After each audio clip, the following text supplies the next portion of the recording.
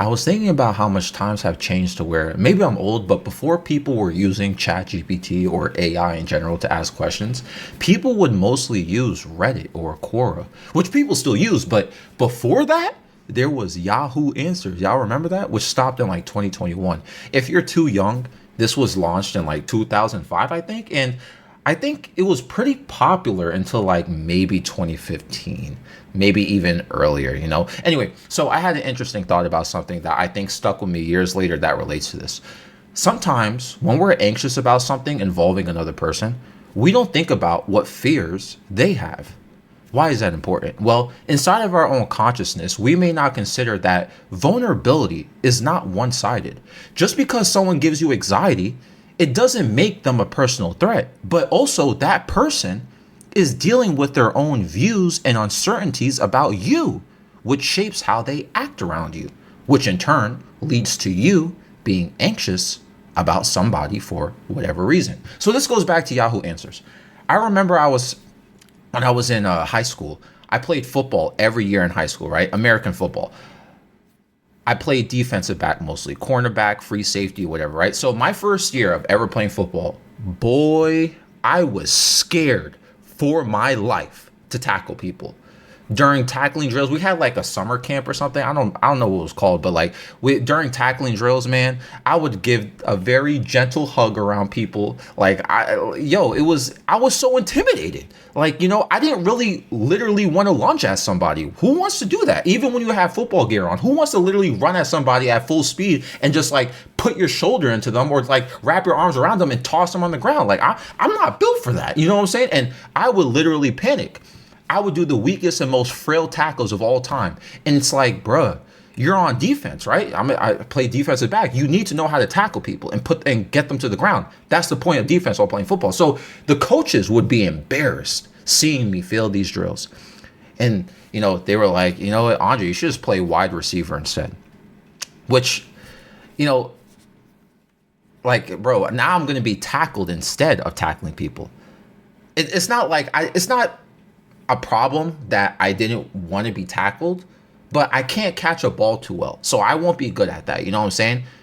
I'm very good at defense, but tackling was just tough to me. So I remember, right? I went on Yahoo Answers one night. I came home from football practice and I was like, you know, we had a defense day. So I failed all the tackling drills. I was so embarrassed. I walked home in shame.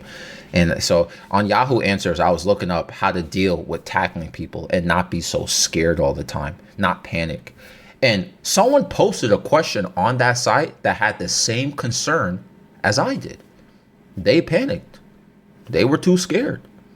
And the top answer was saying something like, and I'll never forget this. I can't say word for word. I don't remember, but it was like, yo, you think the person you're trying to tackle isn't scared that they're going to get tackled?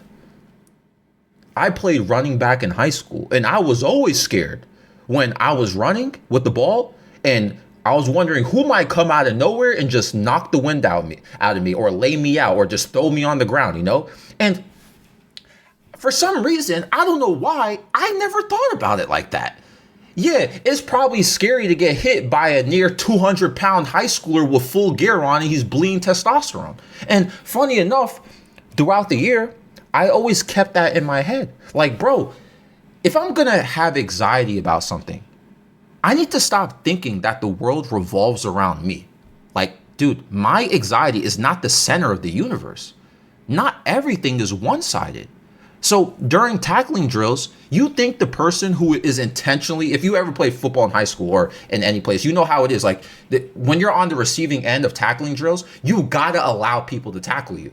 So, or unless, you know, you're doing the other type of drills, but you know, those type of beginner drills, right? Because remember, this was the beginning of high school for me. So I was like a freshman or something. So like, you think the person who is intentionally going to allow someone to tackle them, you think they're not nervous? Like, you see what I mean? Look, this is the perspective of the experience. Having fear over something isn't just yours. It's mutual.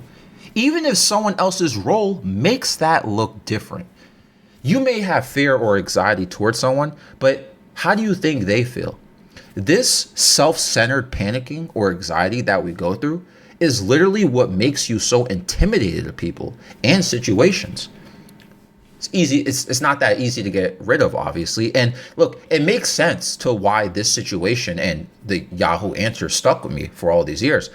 I don't always think about it when I need to, though. But it's nice to reflect that this can be manageable if we compassionately understand that it's a reflection at this point. People are very good at not showing their mutual anxiety or fear. Others are not too good at it, though. You may have anxiety meeting someone or doing something, but that other person involved may not be panicking at all, but they may also be panicking, but they're not externalizing it, or they genuinely just don't have expectations to feel that way, which is normal too, you know? Not every situation where you have anxiety, the other person will have it too. But I think if you assume something like that to begin with, you might work on being more considerate to how others feel in moments where you're not at ease. You know what I'm saying? Like, you'll be more careful around other people when you're panicking, per se, because, you know, sometimes when we panic, we start doing stupid stuff. You know what I'm saying? So I hope this makes sense. This episode is found on Spotify and YouTube. I'm out.